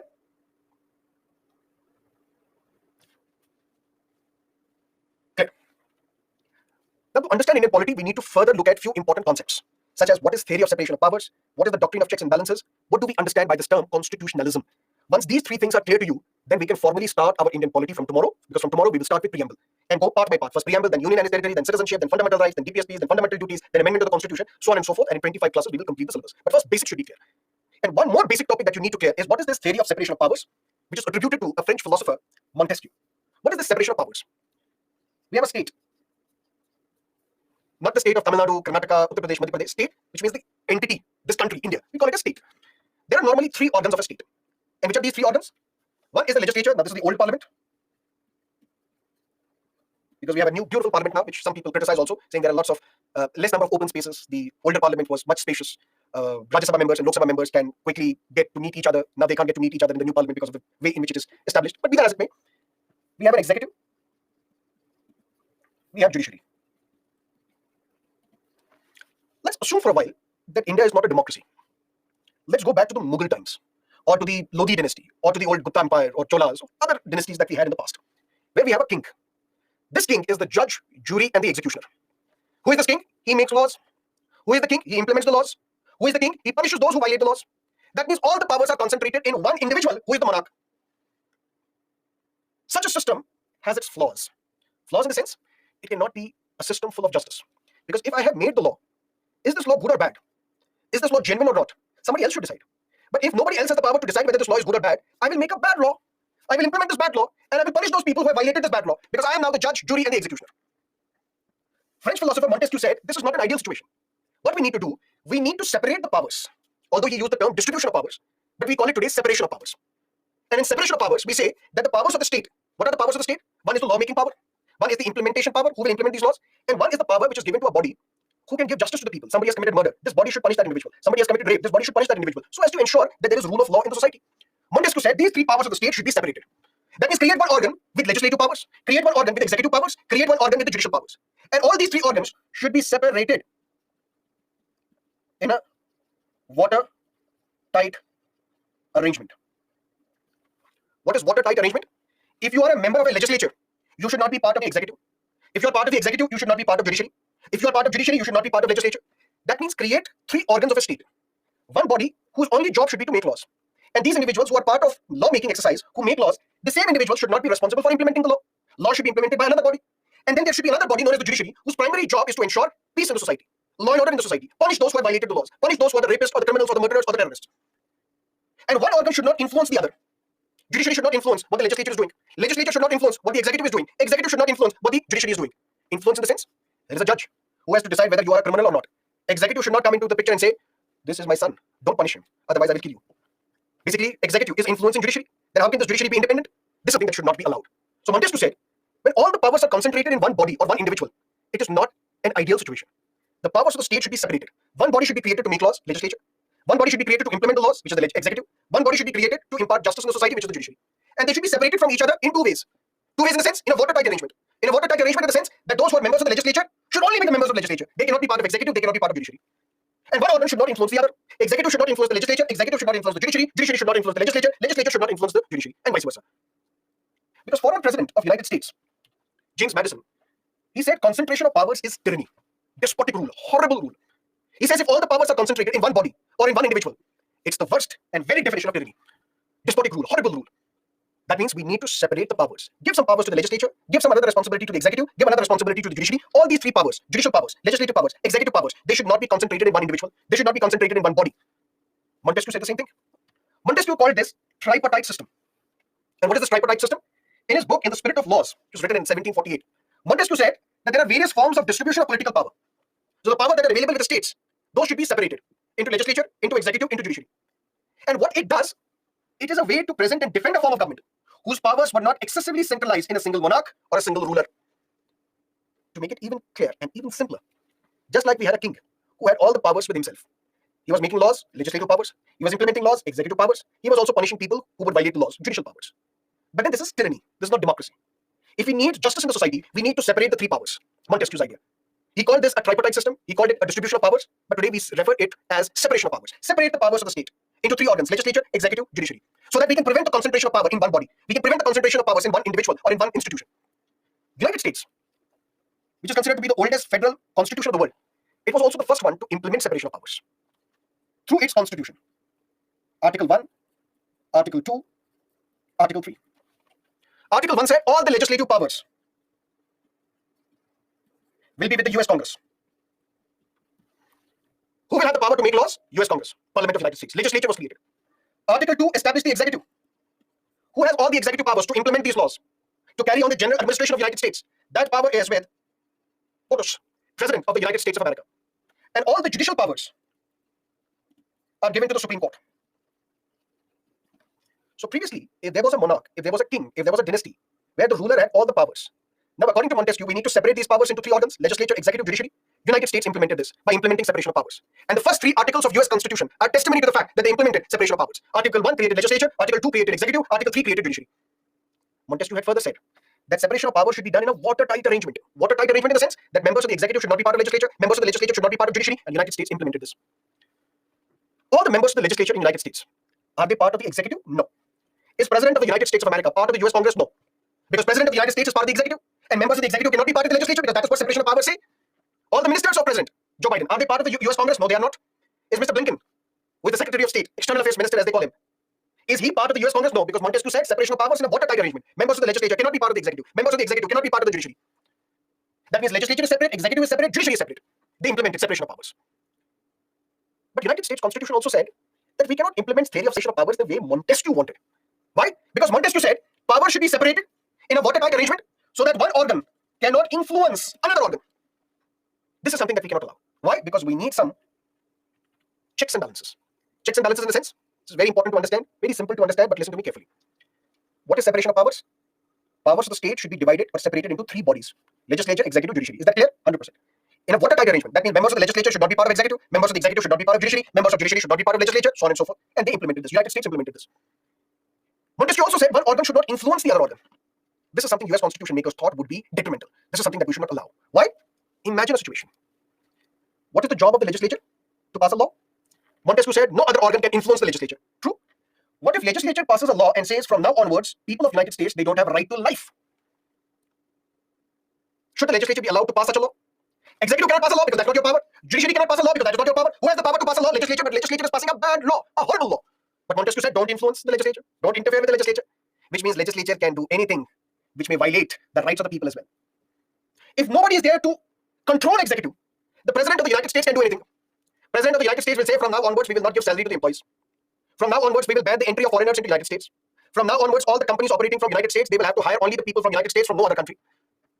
And nobody can influence, nobody can keep a check on the executive because executive has the power to implement rules, executive has the power to run the country, and nobody can challenge the executive. And now we have a judiciary. We have a judge. Unfortunately, black people in the United States or people of color, they are being killed. Matter goes to the judiciary. There are these whites who have been called into question. These white people, they have killed the people of black, the color of black. I'm not punishing them. I'm saying you are set free. You have not committed any crime. Montesquieu said don't influence the judiciary. So judiciary will not punish the white people, will punish the black people. Should we allow this to happen? Legislature is passing a bad law. Should we allow this to happen? Executive is implementing horrific rules. Should we allow this to happen? US Constitution says no. We need something known as checks and balances. And what is that checks and balances? Legislature will be kept under check by the judiciary. The moment legislature passes a law which violates the US Constitution, matter can go to the judiciary. Judiciary will say, legislature, you don't have such a power. This law is unconstitutional. We strike down this law because you have violated the Constitution. Judiciary will be there to keep a check on the legislature so that legislature does not violate the Constitution. Judiciary is also kept under check by the executive and legislature. I am the judge. There are people, white people who have committed crime against the blacks, against the person of color. And I'm saying that you are set free despite momentous evidence against this individual. We have a clear-cut evidence that this person killed somebody. But I'm saying you are set free, you are innocent because I'm the judge. I will be removed by the legislature. The President of the United States can remove me subject to the resolution passed by the Senate. That means executive and judiciary, executive and legislature will come together and remove a judge who has failed to discharge his duty, who is violating the judicial norms. So judiciary will be kept under check by the executive and the legislature. And executive also will be kept under check by the legislature and the judiciary. When Donald J. Trump was the President of the United States, he imposed sanctions saying people from Islamic countries cannot enter the United States. Some Islamic countries, Iran and other countries, they were named. The people from these countries cannot enter the United States. We're closing down our borders for them. United States said such a rule is blatantly unconstitutional because it is discriminatory in nature. So judiciary kept a check on the executive. And what if the President of the United States commits treason? What if the President of the United States does some acts of misdemeanor? Then this president can be removed from his office by the legislature. That means Montesquieu, his one idea that power should be separated into legislature, executive, judiciary, that was implemented by the United States. But if it was implemented the way Montesquieu wanted, because Montesquieu wanted separation of powers in a watertight arrangement, where one organ cannot influence another organ, such a watertight arrangement was thought to be non-required in the United States because we need to keep a check on other organs. Otherwise, they will violate the Constitution. Otherwise, they will do whatever they want to do with scant disregard to the constitutional norms. And this is where doctrine of checks and balances got in place. What about India? Do we follow separation of powers? Yes, we do. Let's take a look at the central level. Do we have a legislature? Yes, parliament. Do we have an executive? Yes, we have president, we have prime minister, we have council of ministers, we have attorney general for India as well, who's part of the executive, which we will discuss. Do we have judiciary? Yes, in the form of Supreme Court, in the form of high courts, we have judiciary as well. So have we implemented separation of powers? Yes, we have. But the separation of powers in India is different from United States of America. And it is closer to something that we follow in United Kingdom. Why? Because in United States, they have a presidential form of government. In UK, they have a parliamentary form of government. What does that mean? Listen to me carefully. Prime Minister Modi, he is part of the executive, right? But is Mr. Modi part of the parliament as well? Yes, he is part of the Lok Sabha. He represents the Varanasi constituency in Lok Sabha in Uttar Pradesh. So the member of the executive is part of the legislature as well. Montesquieu had said this should not be allowed because there should be clear-cut separation of powers. Just like in the United States, where president, who's part of the executive, is not part of the legislature, but in India, member of the executive is part of the parliament. Prime Minister is part of the parliament. Mr. Subramaniam Jaishankar is part of the parliament, although he's a minister, but he's a Rajya Sabha MP as well. Ms. Draupadi Murmu, she is the executive part of the executive, president of India, but she's also the part of the parliament. She's an integral part of the parliament because parliament consists of president, Rajya Sabha, and Lok Sabha. So are we not following or deviating from the US model? Yes, we are. Why? Because we follow parliamentary form of democracy, just like in the United Kingdom. And in a parliamentary form of democracy, prime minister has to be from parliament. Ministers have to be from parliament. Right now, can I be appointed as a minister, part of the executive? Yes. But am I a member of Lok Sabha? Am I a member of Rajya Sabha? No. But I can still be appointed as a minister. But within 6 months, I have to get elected to either Lok Sabha or Rajya Sabha. If I do not get myself elected to either Lok Sabha or Rajya Sabha, I shall cease to be a minister. I will not continue as a minister. Because the requirement in a parliamentary form of democracy is that if you are a member of the executive, you have to be part of the parliament. You have to be necessarily part of the legislature. So this is where we deviate from the US model of separation of powers. Because we embrace the UK model. And in UK model, there is no separation of powers between executive and the legislature. Because members of the executive are drawn from legislature. But in India, there is separation of powers between executive and judiciary. And this is also represented and mentioned in the directive principles of state policy. How? Listen to me carefully. You're all aspiring to become civil servants, right? So you are planning to appear in an exam known as the civil services examination. And once you clear this exam, I hope or I assume that majority of you want to become the IAS officers. And as the IAS officer, over a period of time, your dream is to become a district collector. District collector, head of the district. This post of the district collector was created during the colonial period. Baron Hastings was the governor when this post of district collector was created. And it was considered to be such an important post on which the entire administration rests. This person is responsible for the entire district. But he had two sets of powers. Executive powers and judicial powers as well. Executive powers, as the name suggests, what is this post of a district collector? What do you collect? You collect revenue. You collect taxes from the people. You collect taxes from the landlords. So your principal objective, principal role was an executive role, to collect taxes from the people. But he had a judicial role as well. What was the judicial role? To punish people for violating laws. So murderers, rapists, those charged with sedition, those charged with violating laws, they were punished by this individual district. So this district collector had two powers, executive powers as well as judicial powers. And this continued from 1772 onwards. That's when this post was created. And then in the year 1973, the judicial powers of the district collector were snatched. And these powers, judicial powers, were given to a district judge. District judge. So now in a district, we have a district collector whose primary job is the executive job. To collect taxes, to maintain law and order. But who will punish those individuals responsible for violating laws, responsible for committing crimes, responsible for committing terrorist activities? That job will not be of a district collector, that job will be of a district judge. And district judge is part of judiciary. And why we need to do this? Because we need to separate the powers. Because Constitution tells us, directive principles of the state policy tells us that there has to be separation of powers between executive and judiciary. Constitution does not tell us that there should be separation of powers between executive and the legislature. Why? Because we can't separate executive from legislature. Why? Because we follow parliamentary democracy. And in a parliamentary democracy, executive is to be drawn from legislature. Executive has to be part of the legislature. In the United States, because they follow presidential democracy, they have strictly implemented separation of powers. Separate organs for legislature, executive, judiciary.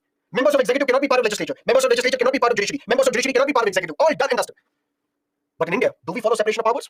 In a sense, yes, because we have three different organs: legislature, executive, judiciary. But there is no strict separation of powers between executive and the legislature because we follow parliamentary democracy. But Constitution says there shall be separation of powers between executive and judiciary. And we did that. We implemented this in 1973 when we snatched the judicial powers of the district collector, gave these judicial powers to the judiciary by creating a post known as a district judge. But do we follow doctrine of checks and balances in India? Yes, we do. How do we follow the doctrine of checks and balances in India? We have legislature, we have executive, we have judiciary. What is the job of the legislature? To pass law. But is this law in agreement with the Constitution? Is this law following the spirit of the Constitution? Is this law violating fundamental rights or not? This law can be challenged by the judiciary, in the judiciary. So is Citizenship Amendment Act constitutional or not? You approach the judiciary. Judiciary will have to decide whether this law is constitutional or not. So to keep a check on the legislature, so that legislature does not violate the Constitution, legislature does not exceed its jurisdiction, who keeps a check on the legislature? Judiciary. Who keeps a check on the executive? Prime Minister and his Council of Ministers. Both legislature as well as judiciary. How does legislature keep a check on executive? Questions. The minister is asked inside the parliament, I have a question. When do we get 15 lakh into our bank account which you promised? Through these questions, we keep a check on the executive. Mr. Subramaniam Jaishankar, tell us what is India's position on the Ukraine war. Are we siding with Ukraine or are we siding with Russia? Keep a check on the executive. We do not have the confidence in the Prime Minister. Legislature is introduced with a no confidence motion. And if this no confidence motion is passed, Prime Minister has to resign. As long as executive has the majority in legislature, executive survives.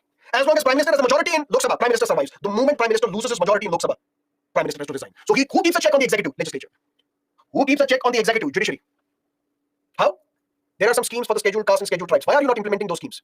Matter goes to the court. The court issues a directive to the central government. Implement these schemes. Who keeps a check on the executive? Judiciary as well as legislature. Who keeps a check on judiciary? Dr. B.R. Ambedkar.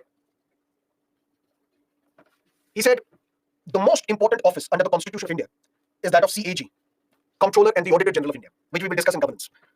The second most important office is that of a judge. And Dr. Ambedkar said, the most important principle that we need to keep in mind is independence of judiciary. Judiciary should be independent. Independent in the sense when the judges take a decision, when the judges give a judgment, they should not be influenced by the legislature, they should not be influenced by the executive. They should not be influenced by anybody. They should be impartial in providing justice to the people. But Dr. Ambedkar said, even if independence of judiciary is very important, how judiciary takes cases, nobody should question them. How many days judiciary takes to decide a particular case, nobody should question them. Who is the judge gets to hear which case, nobody should question them. But who the judge can be, that should be within our powers. Because that goes along with doctrine of checks and balances. So Dr. Ambedkar said, we will keep a check on judiciary through appointment and removal process.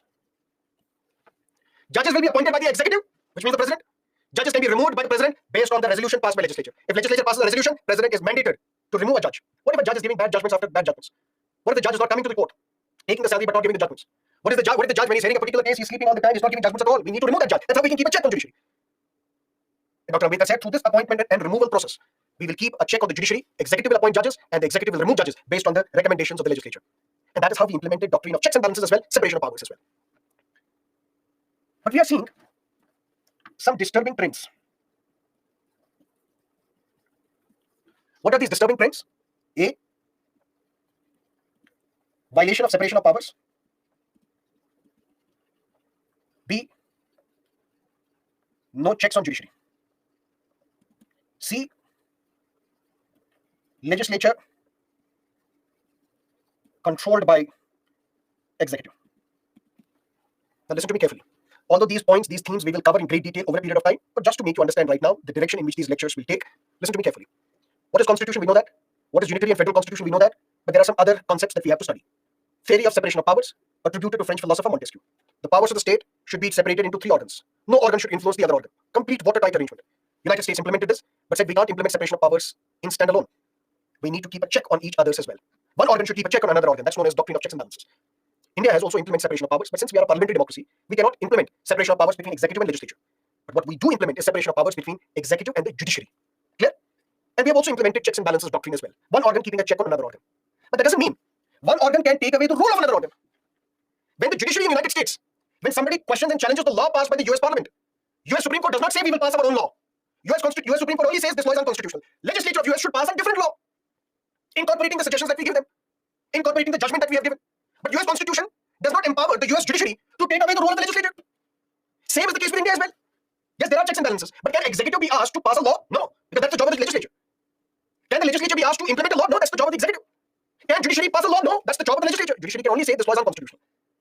Can judiciary take away the role of the executive in implementing the laws? No, because that's the job of the executive. But what we witness today in India, violation of separation of powers. Number one, how this separation of powers is violated? Judicial appointments. What did Dr. Ambedkar say? Independence of judiciary is paramount. Has to happen. Because the second most important office under the Constitution is that of a judge. But that doesn't mean, if independence of judiciary is the objective, we will give power to the judges to appoint themselves. No. Executive will appoint the judges. Executive will remove the judges based on the resolution passed by the legislature. After that, once they are appointed, they are free, independent to choose the way they want to function. What cases to take up, how many days to allocate to a particular case, which judge will be assigned a different case. That is something that judiciary will decide on its own. But today, India is the only country in the world where judges are appointed by themselves. Something known as a collegium system, which we will discuss in great detail when we will talk about judiciary. But very briefly, collegium system is such where Chief Justice and his 4 senior judges, they recommend names to the President. Mr. President, someone should be appointed as the judge of the Supreme Court, and President has no other option but to appoint me. Dr. Ambedkar had said, Constitution has said that judges should be appointed by executive. Today it has reached a point where judges are appointed by themselves, which means clear-cut violation of checks and balances. Now there is no check on judiciary because we thought we will keep a check on the judiciary by appointing them, but appointment process has been snatched. Judges are appointed by themselves. Not just that, there is something now known as judicial legislation. It's like an oxymoron. Contradictory statements. Job of the judiciary cannot be that of the legislature. But now we mix the two. Judicial legislation, that means a law passed by the judiciary. How is a law passed by the judiciary? How do we prevent sexual harassment of women at workplaces? For that, these are the guidelines. And these guidelines are known as Vishaka guidelines. This is not a law passed by the parliament, although parliament such a law later in 2013, Prevention of Women from Sexual Harassment Act. But Vishaka guidelines were implemented in 1997. Supreme Court implemented these guidelines, enforced these guidelines and said, these are the guidelines through which we will prevent the sexual harassment of women at workplace. This is a law, not passed by the legislature, passed by the judiciary, known as judicial legislation. Is this not violation of separation of powers? Separation of powers says there are three organs. They should not influence each other. Forget about influence. Judiciary is now taking away the role of the legislature and passing its own law. Not just that, taking away the role of the executive as well. What is the role of the executive? To carry out general administration in the country. For example, whether you should wear seat belt or not, who should decide that? The government. Because they have to implement the rules. There's a particular space in the city where you can park your cars, and for that you have to pay the parking fee. Who should decide that? Executive. There are liquor shops on the highways. Whether they should continue or not, that's a policy decision. Policies are made by the government, executive. Judiciary says all those drivers driving vehicles should wear a seat belt. 500 should be the parking fee in an urban area. Along the highway within 500-meter radius, there should be no liquor shop. Who says this? Judiciary. Encroaching into the domain of executive. Is this not violation of separation of powers? And ironically, the same concept, separation of powers, Supreme Court has said, is part of the basic structure of the Constitution. So judicial appointments where judges are appointed by themselves. Judicial legislation, where judiciary is passing a law, encroaching the domain of executive. All these are threats and challenges to separation of powers and clear-cut violation of the doctrine of checks and balances. But not just this. Ideally, who should keep a check on executive? Legislature. If Prime Minister is not having the majority, legislature should remove him. Ministers are accountable to Parliament, to the Lok Sabha, questions will be asked, debates and discussions will take place. But today, a government which has the brute majority in Parliament, more than 300 MPs in Lok Sabha, more than 110 odd MPs in Rajya Sabha, it is now the reverse which is happening. It is the executive which is controlling the legislature. The government gets to decide how many bills will be passed. Government gets to decide in how many minutes the discussion will take place. The government gets to decide whether there will be a session of the parliament or not. The government gets to decide whether there will be a question hour or not. The government gets to decide. The executive gets to decide. And today it is now the reverse. Executive controlling the legislature. Why it should have been the other way around. Legislature controlling the executive. All these are threats and challenges to the separation of powers and checks and balances. But we will hold our horses, we will park our thoughts, and we will revisit these themes when we will discuss legislature, when we will discuss the executive, when we will discuss the judiciary. But this is theory of separation of powers and the doctrine of checks and balances. Any questions, let me know. Then we will shift to another part.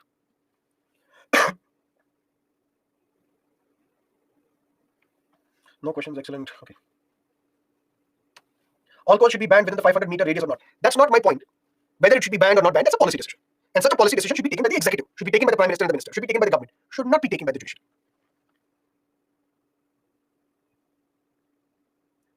Is adjudication by executive against separation of powers? Yes, we will also talk about the tribunals or the blatant tribunalization which is second. That we will discuss in judiciary. What happened to that Office of Profit Bill? That was again passed by the Parliament, and according to Constitution, President can send the bill back to the Parliament only once. If the same bill is sent back to the President has to sign it. And he signed that bill, and that bill became the law.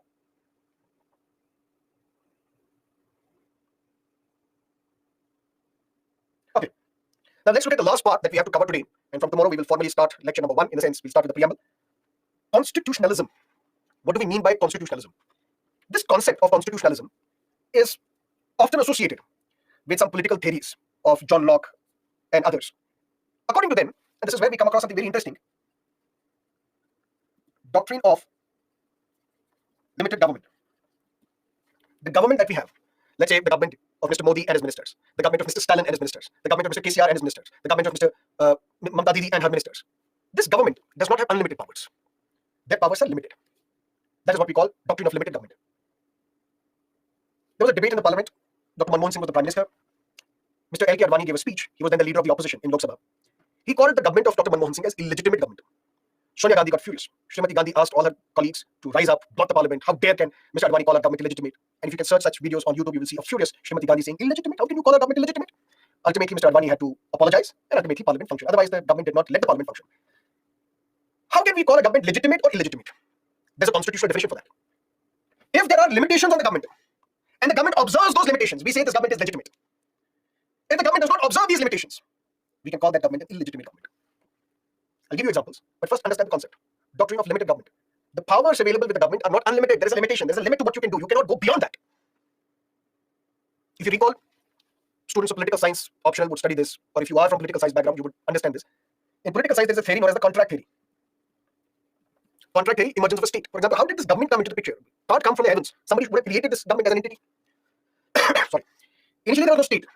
People were living happily. Let's say you had a land, you were sowing. Initially, the entire land was owned by the entire community. There was no private property. But over a period of time, private property emerged. Now, this is my land, this is your land, this is her land, this is that person's land. And humans by nature are greedy. I would attack your land and confiscate it. Somebody else will attack my land and now confiscate this. And there was a lot of chaos, disruption in the society.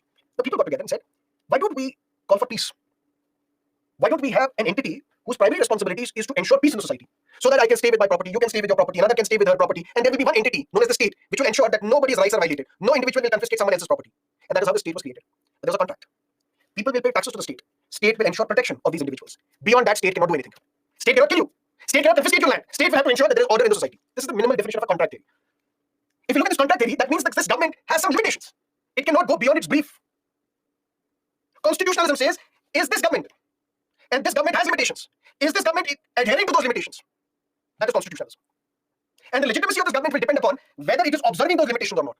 Because according to John Locke, governments must be limited in their powers. You cannot give unlimited powers to the government. How does our constitution implement this constitutionalism? First is separation of powers. One set of powers given to legislature, one set of powers given to the executive, one set of powers given to the judiciary. That means there is a limitation on the government. It cannot make laws. Lawmaking is the job of the parliament. There is a limitation on the government. It cannot snatch justice from the people because justice will be given by the judiciary. The very purpose that we have separation of powers, which means you are not giving all the powers to one individual or all the powers to one institution. You are separating the powers. And once you separate the powers, you prevent concentration of power. Power should never be concentrated in one body or one individual. And if the government is taking over the role of the judiciary, we can then say that this government is illegitimate because it's violating constitutionalism. Popular sovereignty. Sovereignty lies with the people. Our constitution begins with we, the people of India, having solemnly resolved to constitute India into a sovereign, socialist, secular, democratic republic. Dr. Manmohan Singh, 2004, Mr. Atal Bihari Vajpayee was the Prime Minister. There was a beautiful campaign launched by the BJP known as Bharat Uday, or in English it is known as India Shining. India Shining campaign. Crores of rupees were spent on these marketing campaigns on TV, print media. India is shining under Mr. Atal Bihari Vajpayee. And they were all set to come back to power. I remember I was watching a television debate. Mr. Rajiv Shukla, who is with the Congress, he was in a debate with another BJP person. I think it was some individual, I think it was Mukhtar Abbas Naqvi of the BJP. And Mr. Rajiv Shukla accepted defeat of the Congress party, accepted defeat. He said, we know that we are losing this election, although votes were being counted. He said, we know we are losing the election, but after Mr. Vajpayee, who is going to be your leader? Congress had given up, that we have lost 2004. But now the only way in which they can attack the BJP was after Mr. Vajpayee, who will be your face? You don't have any other leader. And as luck would have it, BJP lost the election. Congress was able to form the government and Dr. Manmohan Singh became the Prime Minister. And today, political theorists, those who watch Indian democracy in elections, they attribute this loss of the BJP to this campaign known as India Shining. They said this India Shining campaign backfired. Because when you tell people India is shining, and people know that India is not shining, look at inflation, look at the cost of living, look at the poor infrastructure, look at the condition of our hospitals and our roads. Where is India shining? This was in 2004. People revolted against the BJP and threw BJP out of the power. Who has the ultimate sovereignty? People. The real power is with the people. The last voice is with the people. People were happy with Dr. Manmohan Singh in 2009. People re-elected Dr. Manmohan Singh. I don't know whether you would recall that in 2008 there was a massive deal, a big deal between India and the United States known as India-US Nuclear Agreement, 123 Agreement, which ended India's nuclear apartheid. Because prior to that, we could not be buying uranium from other countries, even for peaceful means. Because we conducted nuclear tests, we declared ourselves to be a nuclear power, sanctions were imposed on us. We could not get uranium from any other country because US imposed sanctions on us. But once this India-US nuclear deal was signed, we ended this nuclear apartheid, and now we are having nuclear agreements with other countries. The Congress government then was at that time supported by the left, by the CPIM political party, because it was a coalition government, because Congress did not have the majority. But other political parties supported the Congress. And communists, you would know, they are not in favor of the United States. They are anti-America. They asked Dr. Manmohan Singh, you should not support this deal, you should back out from this deal, otherwise we will withdraw support to your government is gone. Dr. Manmohan Singh said, enough is enough, this is the deal that I want for the people of my country, you do whatever you have to do. And then there was a voting in the parliament as to how many MPs support Dr. Manmohan Singh. Dr. Manmohan Singh flashed the V sign, and NDTV said Singh is king. And Singh won that vote, won that confidence vote, continued as the Prime Minister. India-US nuclear deal was also signed, and people saw that, a strong Prime Minister. In 2009, people voted him back. Because who has the ultimate power? The people. But then there were scams. Some people say policy paralysis. Policy paralysis in the sense that nobody knows who's taking the decision. Is it Sonia Gandhi? Is it Rahul Gandhi? Is it Manmohan Singh? Who's taking the decision? Nobody seems to be taking the decision. There are scams, 2G scam, Commonwealth Games scam, coal scam, that scam, this scam, other scam, so many scams. People voted for Mr. Modi. Popular sovereignty is with the people. Which means how can we ensure that the government is limited in its powers? One is separation of powers, because we are not concentrating all powers in a single body or an individual. The other is sovereignty. If the people know that this government is violating its powers, depriving people of their basic rights, then this government will be thrown out. By whom? By the people, because the real power is with the people. How do we ensure constitutionalism? Through rule of law. And what is this rule of law? Nobody shall be sentenced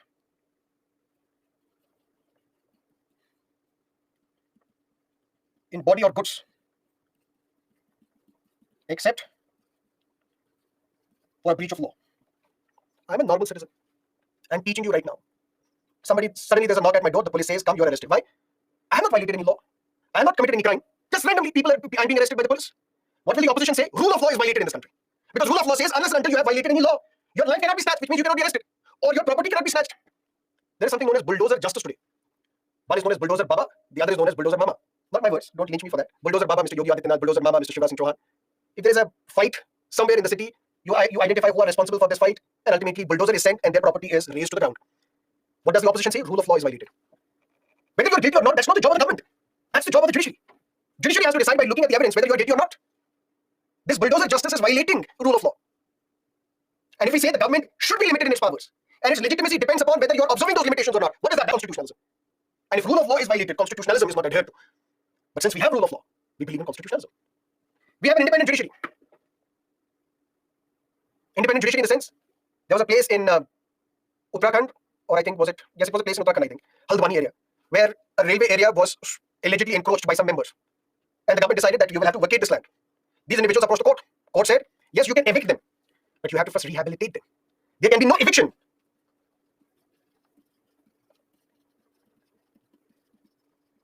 without rehabilitation. These are poor, marginalized sections of the society. Unless and until you give them alternate means of housing, you cannot evict them. So independent judiciary ensures constitutionalism, ensures that the government is limited in its powers and it does not exceed its powers. And we have individual rights. Can government violate your right to life? No. Can government violate your freedom of speech and expression? No. Can the government violate your right to equality, right against non-discrimination? Nothing.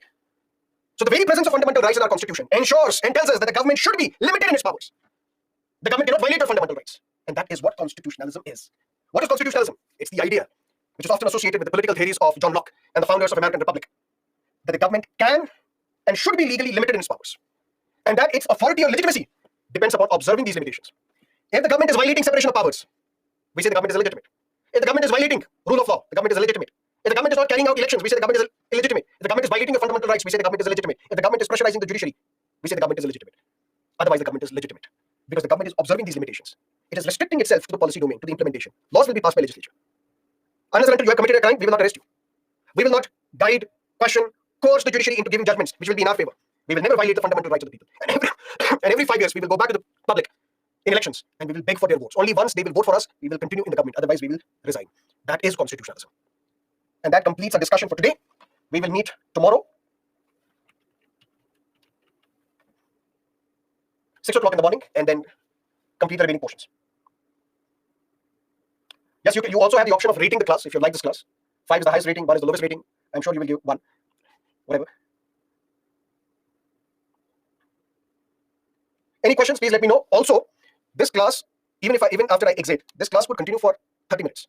So you can type all your doubts that you have, and the subject matter experts will give you a written answer to all your doubts.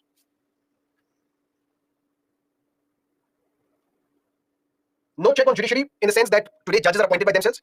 Until date, no judge of the Supreme Court or High Court has ever been removed. It's a very difficult and complicated process to remove a judge. And when Dr. Ambedkar said we will keep a check on judiciary through appointment and removal, appointment has been taken away because now judges are appointed by themselves. Although formally the appointment letter is issued by the president, but the collegium gets to decide who becomes a judge. And the removal process is such that till date no judge has been removed. That means neither through appointment nor through the removal can we keep a check on judiciary. Should collegium system be abolished or not, that we will discuss in judiciary. We're not discussing judiciary right now. We're just discussing separation of powers, checks and balances. We will discuss judiciary. The detailed timetable of these 25 classes is available on the app. Please go through those, go through that timetable, and you will see on what day, in which class, what topics will be taught. Dr. Ambedkar said that Indian Constitution is federal purely. That we will discuss day after tomorrow. So tomorrow is Thursday. We'll discuss that on Friday when we will talk about union and its territory. Or maybe we can discuss that tomorrow if preamble gets over quickly. When we will discuss Article 1, India, that is Bharat, shall be a union of states. There we will discuss what Dr. Ambedkar had to say.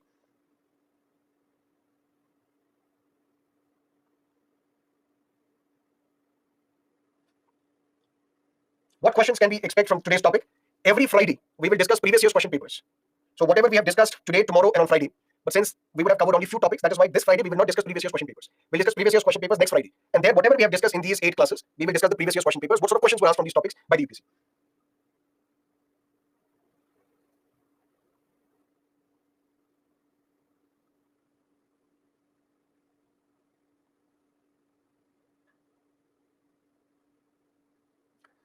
Okay, that is it for today. See you tomorrow, 6 o'clock in the morning. Till then, have a great time. Bye-bye. All the best.